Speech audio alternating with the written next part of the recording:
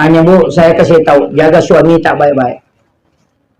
Karena tantangan rumah tangga sekarang besar. Apalagi perbandingan laki-laki perempuan 1:7. Kalau ada wanita sudah laki-laki sudah menikah 1, berarti ada 6 gadis tidak dapat bagian.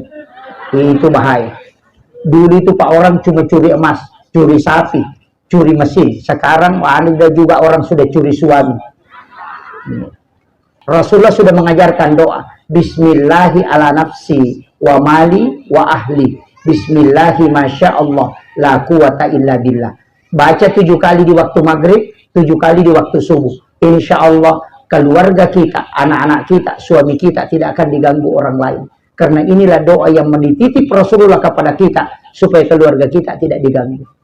Bismillahi ala nafsi wa mali wa ahli. Pendek doanya, dibaca 7 kali kata Nabi. Allah yang menjaga keluarga dan hartamu.